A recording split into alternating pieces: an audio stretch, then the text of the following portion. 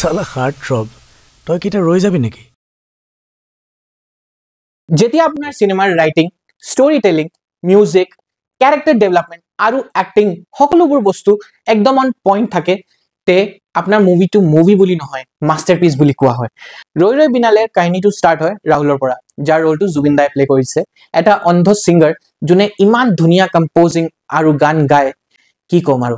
নীৰ played by Joy Kashyap da আৰু ৰাহুলৰ যেতিয়া পাঁচ ক্ৰছ হয় তেতিয়া নীৰে তেখেতক এটা অফাৰ দিয়ে যে তুমি ইমানে যদি ভাল কম্পোজিং আৰু গান গোৱা তে মোৰ কাৰণে গানবোৰ কম্পোজ কিয় নকৰা এদিন পাৰ্কত কম্পোজিশন কৰি থাকুতে ৰাহুলে মো played by মৌচুমী আলিফা বা লক কৰে আৰু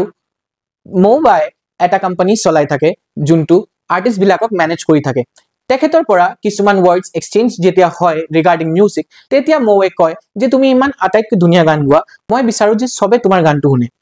তেখেতে নীৰ আৰু ৰাহুলক এটা অফাৰ দিয়ে যে তোমালোকে দুজনে মিলি এটা ব্যান্ড ফৰ্ম কৰি লোৱা তাৰ পিছত ঘটনাবোৰ যে ঘটে হেতুৱে ফৰ্ম কৰে এই ৰৈ ৰৈ বিনালেৰ বেসিক ষ্টৰী প্ৰেমাইজ কাহিনীৰ বাবে মই আপোনালোকক ইয়াতছে বেছি একো নকওঁ কাৰণ মই বিচাৰো যে এই ধুনীয়া আটাইতকৈ প্ৰিয় ম্যাজিকটো আপোনালোকে সিনেমা ঘৰতে এক্সপেৰিয়েন্স কৰক জুবিনদাৰ বাবে মই শব্দটো ক'ব নোৱাৰো যে তেখেতে কিমান ধুনীয়া কাম কৰিছে আৰু কিমান এফৰ্টস দিছে এই মুভিটো বনাবৰ কাৰণে ষ্টৰী লিখাৰ পৰা গান বনোৱাৰ পৰা আৰু ৰাহুলৰ মেইন ৰোলটো প্লে কৰাৰ লৈকে তেখেতৰ অপাৰ কন্ট্ৰিবিউশনটো হদায়ৰ কাৰণে সবে মনত ৰাখিব গুটে অসমৰ হৰুতছে হৰু ডাঙৰছে ডাঙৰ মানুহক মই অনুৰোধ জনাও যে আপোনালোকে এই সিনেমাটো প্লিজ হলতে চাব লাগিলে 2-3 বাৰ চাই দিয়ক আৰু বনাই দিয়ক এই মুভিটো এছমিছ ফিল্ম ইণ্ডাষ্ট্ৰি সবতছে ডাঙৰ অল টাইম ব্লকবাস্টাৰ আৰু এইটোৱে হ'ব পাৰে আমাৰ ফালৰ পৰা দাদাৰ বাবে সবতছে ডাঙৰ শ্ৰদ্ধাঞ্জলি পাৰফৰমেন্সেছৰ বাবে ক'ব গলে জয় কাশ্যপ দা এজ নীল খুবে ধুনীয়া কাম কৰে হসাকে তেখেতৰ এই জেলেসি এট্ৰিবিউটস আৰু খংটো ইমান ভালকে যে তেখেতে এক্সপ্ৰেছ কৰে স্ক্ৰিনৰ আগত হেতু ইমান ভাল লাগি আছিল মৌচুমী আলিফা বা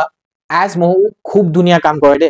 জুবিনদাৰ ৰাহুলৰ ৰোলৰ পাছত যদি মোৰ কোনবাই সবতছে ফেভাৰিট আছিল তে এটো আছিল আচুৰ্য বৰপাত্ৰ দা এজ জিমি স্পেশাল এপিয়াৰেন্সেছত উজ্জ্বল ৰাজকোৱা যশস্বী বুয়াবা আৰু ভিক্টৰ বেনাৰ্জি সাৰু আছিল আৰু হসাকে কওঁতো তেখেতেও খুবে ভাল কৰিছে সিনেমাৰ সবতছে বেষ্ট পাৰ্টটো আছিল যেতিয়া দাদাই ৰৈ ৰৈ বিনালে ৰিভ্যাম্প ভাৰ্সনটো গাই আছিল এনেকা লাগাই নাছিল যে দাদাই গুছি গৈছে এনেকে লাগি আছিল যে তেখেতে আমাৰে আগত এটা ষ্টেজ পাৰফৰমেন্স দি আছে আৰু শব্দ নাই মানে এই মোমেন্টৰ বাবে আৰু মুভি এন্ড ক্ৰেডিটছত এনেকা এটা দৃশ্য ৰোল আউট হলে যোনটো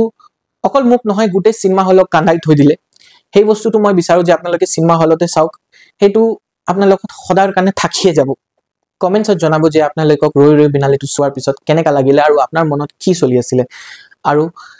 মোৰ মাতৃভাষাটো অসমীয়া নহয় সেই কাৰণে সবৰ পৰা ক্ষমা বিচাৰিছো যদি মোৰ পৰা কিবা ভুল হৈছে এই ভিডিঅ'ত জয় অসম জয় জুবিন দা